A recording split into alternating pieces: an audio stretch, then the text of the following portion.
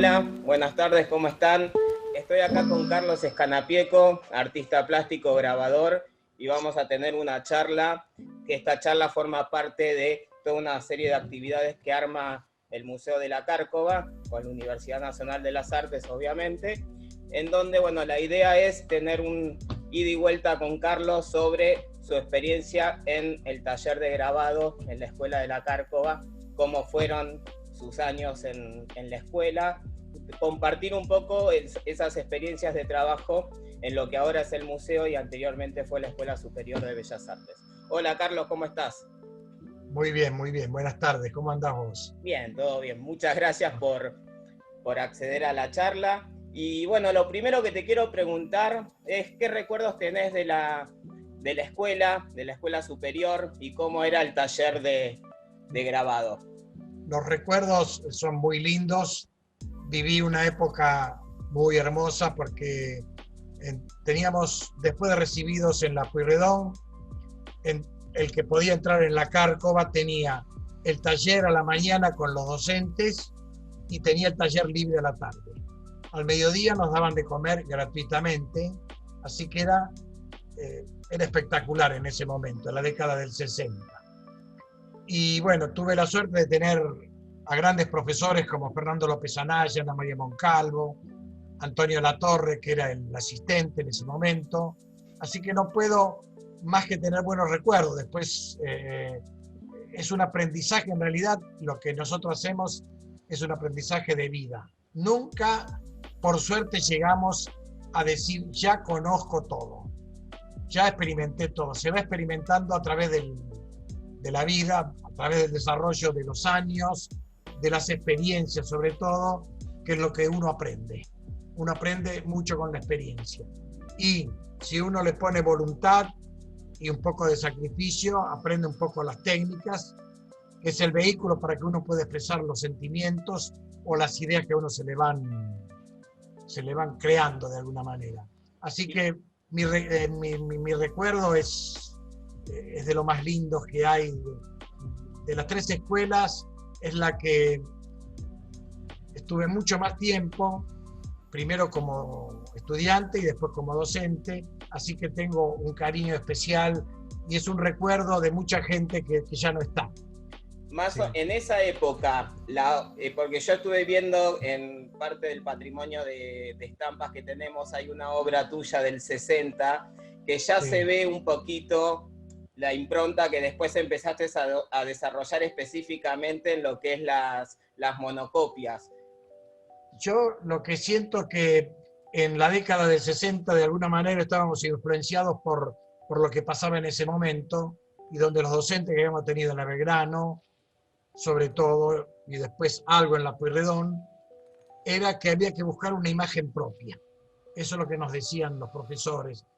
Y estaba, no de moda, pero estaba todo ese movimiento de la abstracción que nos traían unos docentes que fueron extraordinarios como Cartier, Héctor Cartier, que el que nos cambió un poco la idea de lo que teníamos que era lo abstracto, porque nos explicaba un poco cómo se trabajaba con los planos, con el peso, con lo dinámico, empezamos a tener un lenguaje distinto del que trabajar con la figura humana o trabajar con el dibujo figurativo. Y eso fue lo que nos ayudó muchísimo. En realidad todos nosotros seguimos un poco lo que en la Pueyrredón, sobre todo, los que venían en la Belgrano, perdón. Venían los de la Pueyrredón, que eran Lepar, ¿cómo se llama? García Rossi, Laura Márquez, nos iban inculcando a través del movimiento que se hizo en esos años cuando se cambiaron los planes y se puso grabado, porque grabado no existía. Así que empezamos a tener el cambio de planes desde la Belgrano y después un grupo de profesores, que fueron Marina Iborra, Aida Carballo, Carlos Filevich, una serie de docentes que nos marcaron de alguna manera y nos dieron la impronta de lo que debía ser una estampa. Así que yo vine un poco con todo eso, y después en la Pueyrredón, que lo tuve a Laico Bou, Armani y a López Anaya, así que me fui armando un poco fui un poco haciendo ese camino. Lo que ocurría también de que uno tenía unos compañeros que eran monstruos. Estaba Muniesa, Tau, Liliana Porter, Orlandi, que recién habían terminado, y como invitados a la Cárcova venían Reina Cochasián, donde veíamos unas cosas de color que eran muy interesantes para nosotros, porque toda la primera parte era blanco y negro para nosotros, y la bicromía, una tricromía, y en la década esa fue de una libertad y una cosa hermosa. Para mí fue la mejor década.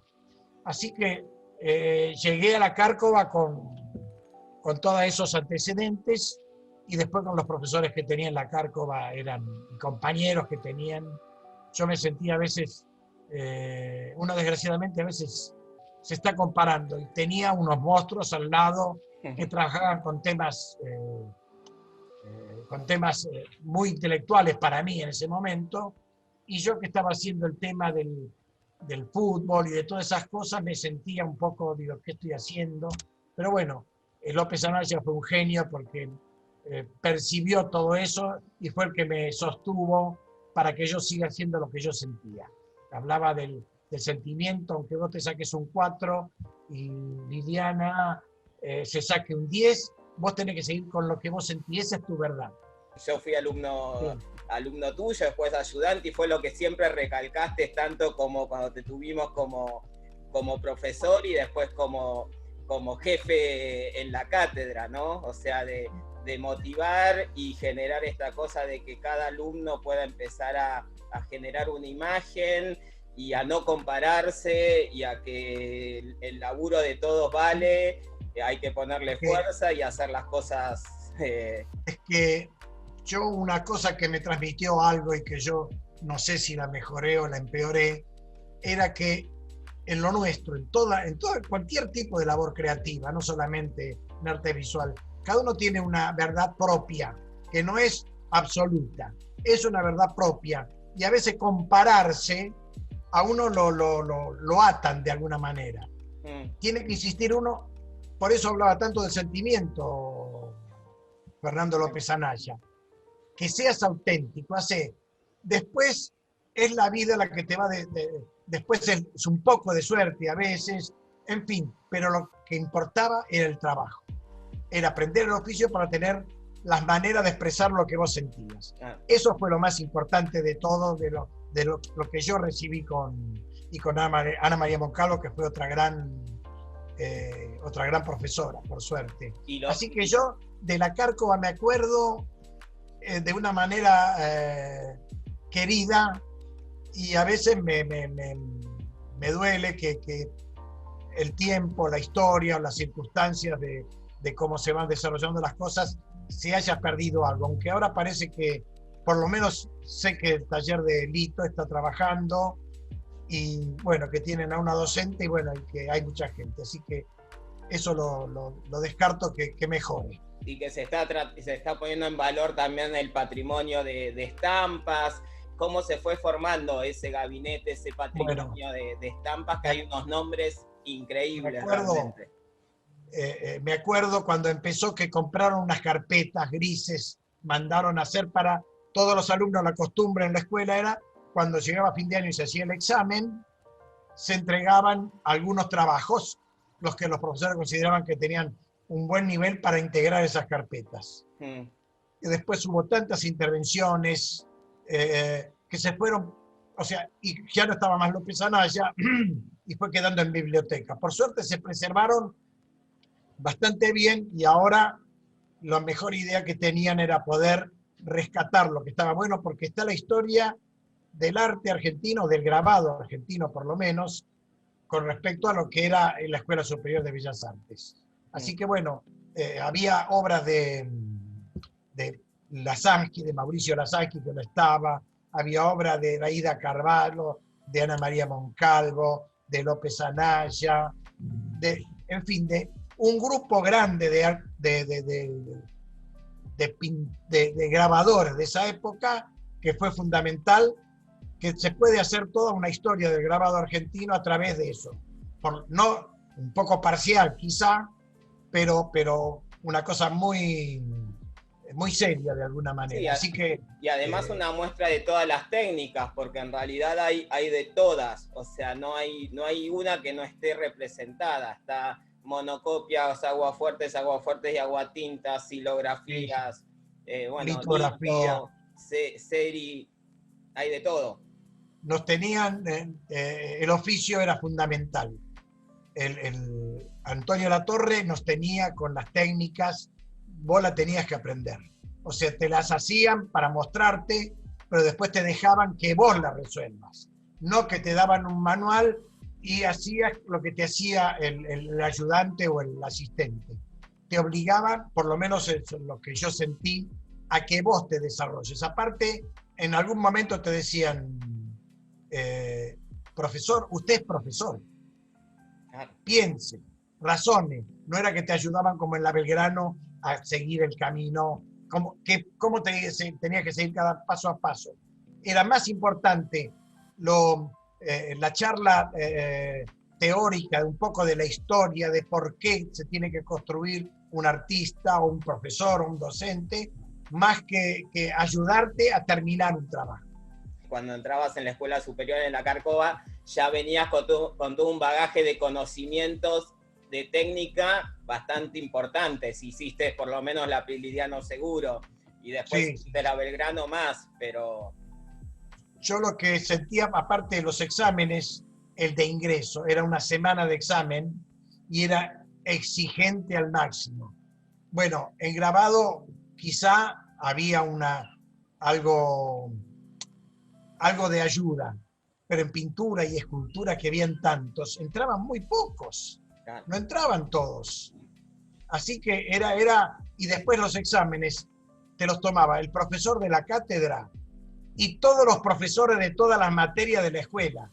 Fíjate qué avance, que recién ahora hay jurados de todas las especialidades. Tiene lo bueno y lo malo. En grabado sobre todo, porque si no conoces la técnica podés inventar cualquier cosa. Pero cuando estaban los especialistas que sabían que vos no podías engañar ni nada.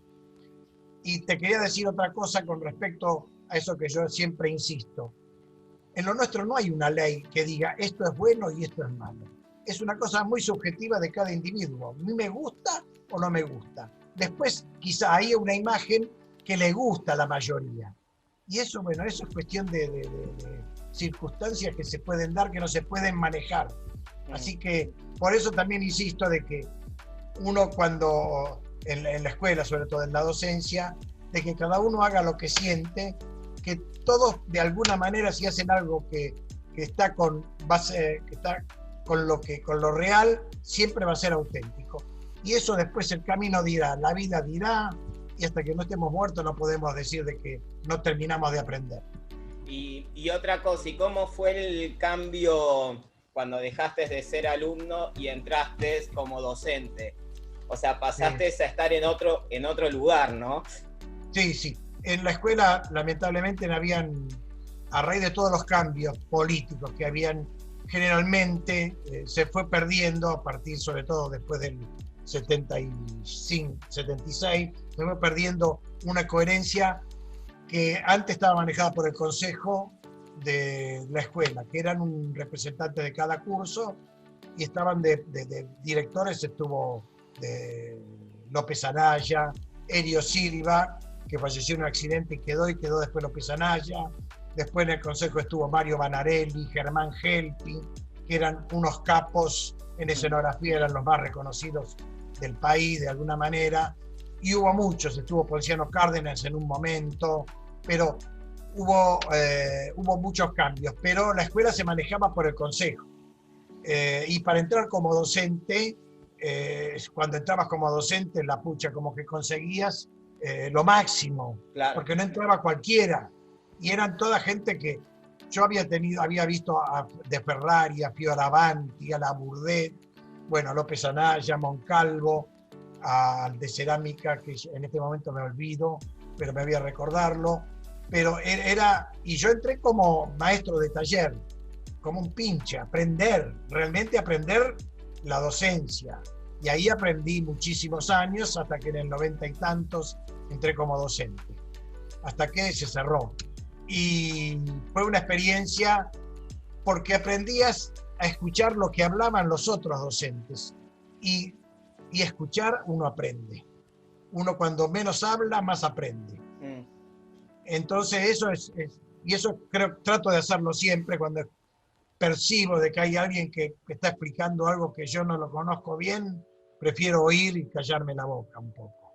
Así que bueno. Y ahí en el espacio como docente también fuiste, o sea, generador, o por lo menos estuviste también con artistas que ahora tienen toda una carrera y que por ahí en ese momento pasaron por lo mismo que habías pasado vos cuando estabas en la Cárcova, ¿no? Es como una historia que se vuelve en algún punto a repetir. Sí.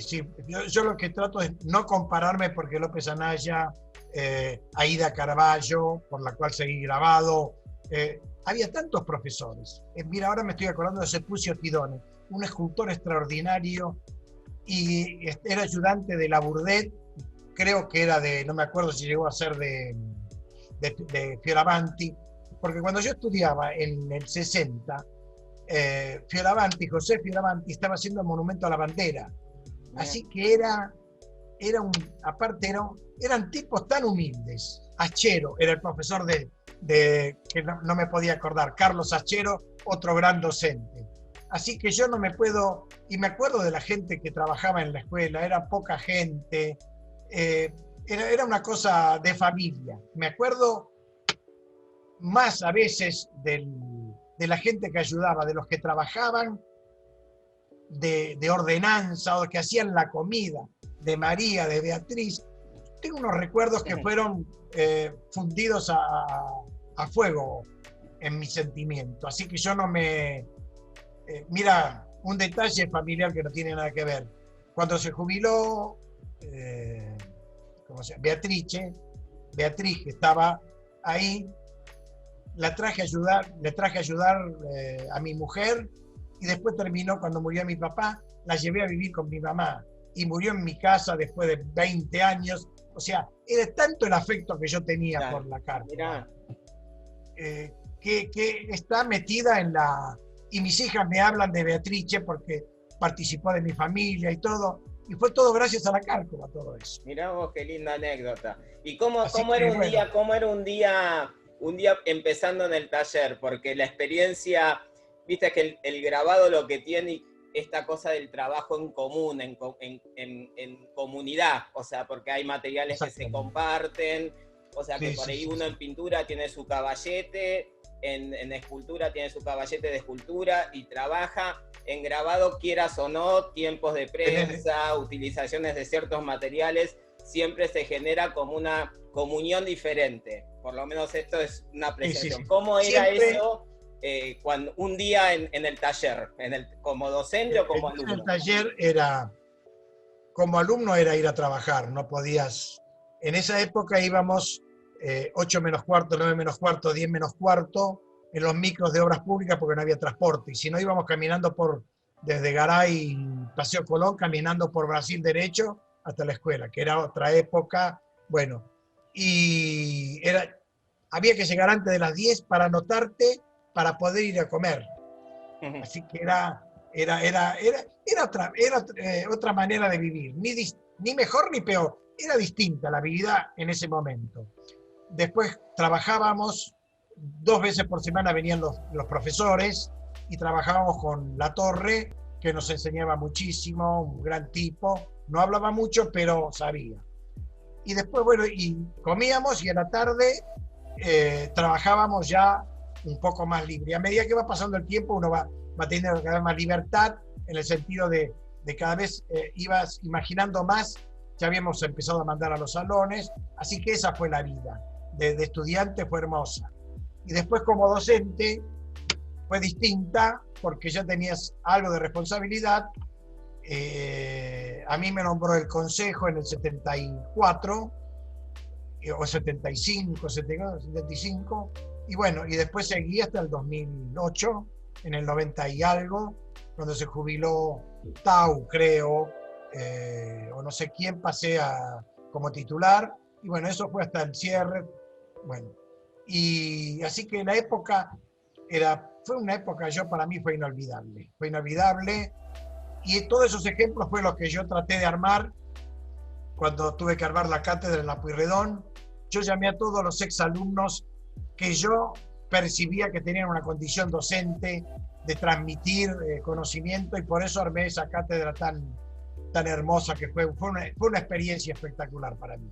No era una cátedra del jefe, del adjunto, sino era una cátedra horizontal.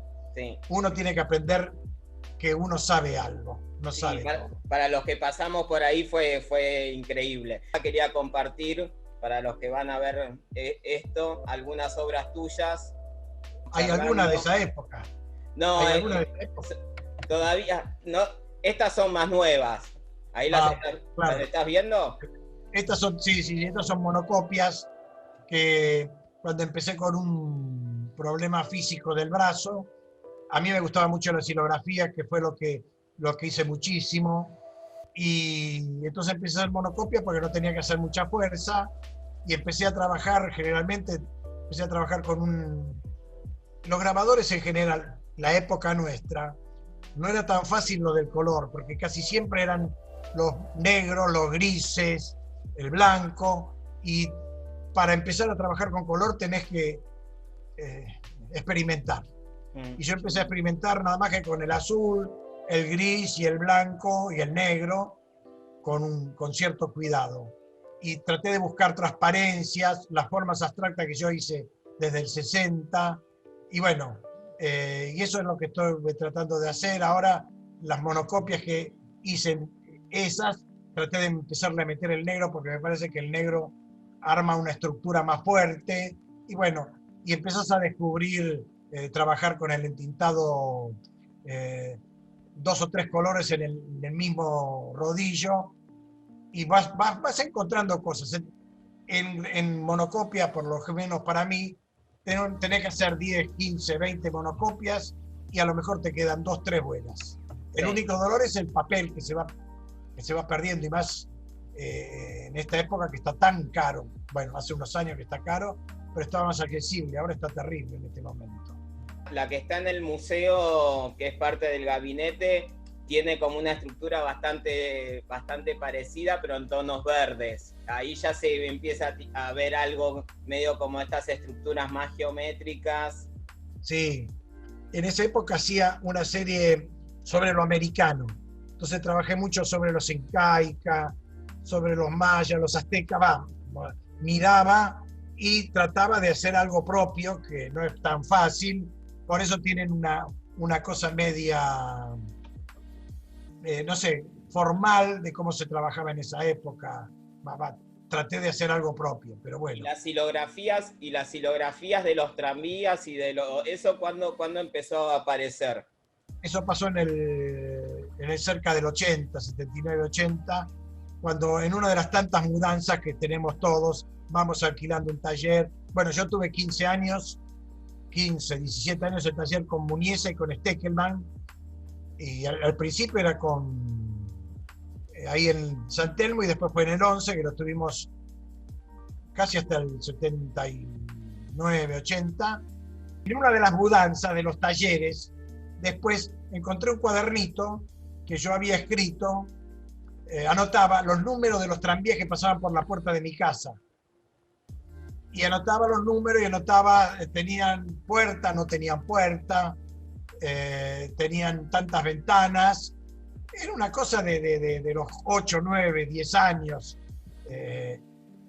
Y eso me disparó un poco la idea. Aparte, siempre me gustó viajar. Mi papá me llevaba en el tranvía hasta Villa Urquiza y después en el ómnibus hasta Puente Saavedra. Esas eran las vacaciones nuestras. Así que empecé con eso y empecé a irme al Archivo Gráfico de la Nación, que estaba ahí en la calle en Paseo Colón, a mirar transportes de todas las épocas. Y ahí empecé a descubrir un poco todo lo del tranvía. Recordé cosas que había visto, y lo que hacía, se pedían fotos, después las fotocopiaba. En ese momento me iba a taller 4, que era lo más avanzado, y le pedía que me saque al tranvía, y yo me armaba toda todo lo exterior, inventaba todo el resto, rompía un poco el tranvía porque si no era una copia. Bueno, por eso el tranvía está el espíritu, pero no funcionaba. Claro. Así empezó un poco y bueno, después fue cuestión de ir buscando temas dentro del tranvía que se cayó al riachuelo, en fin, que con ese me saqué el premio de la academia. O sea, después van variando las cosas y después me gustó el tema. Lo que pasa es que enseguida podés caer en lo lindo o en lo nostalgioso y hay que tener un poco de cuidado. ¿Y cuándo lo empezaste a teñir todo del azul y amarillo, con la estética boquense? Bueno, esa estética empezó en la Cárcova un poco, porque yo tenía un compañero que él y yo eran los únicos que jugábamos a la pelota en el parque a la tarde, y un día rompimos el vidrio del taller y bueno, me hicieron un apercibimiento que era una vergüenza. Al otro, a Rodolfo Azaro, que era el otro, que era un profesional, era un médico, un dentista, creo que un odontólogo. Nos hicieron una nota los dos donde nos decían que era una vergüenza que un docente y un egresado de la UBA estén destruyendo bueno, esas cosas que la tengo, esa nota, firmada por Germán Helpi, por Lunar Silla, la tengo, esa nota la voy a ver si la publico algún día. En ese momento, ¿Lunar Silla era el que había hecho la nota? Sí, Germán Helpi y Lunar Silla era el secretario en ese momento. Mira, hay un montón de grabados divinos de él acá. Sí, él hizo una carrera bárbara también, con todo lo de lo óptico en el arte. Fue un buen grabador. Así que ¿qué te puedo decir? Así que seguí trabajando con el tranvía, con otros temas. Bueno, voy haciendo cosas que yo siento. Si no me meto en cosas que no sean auténticamente de sentimiento. Buenísimo. Bueno, Carlos, realmente un placer. Me alegro escucharte y bueno, haber tenido la posibilidad de que nos acerques un poco a lo que era el mundo de la escuela superior, como era el taller. Y bueno, seguimos en contacto y nada, te agradezco muchísimo esta posibilidad. No, por favor, yo no quiero dejar de agradecerle a ustedes y que esto de poder ordenar, restaurar y poner a la vista de la gente que le gusta todo este gabinete de estampa, que era un orgullo de la escuela. Así que va mi felicitación para el que tuvo la idea de que no se pierda. Muchísimas un abrazo, gracias, Sergio, y un abrazo a Berlín. Muchas gracias. Muchas gracias. Chao. Hasta pronto.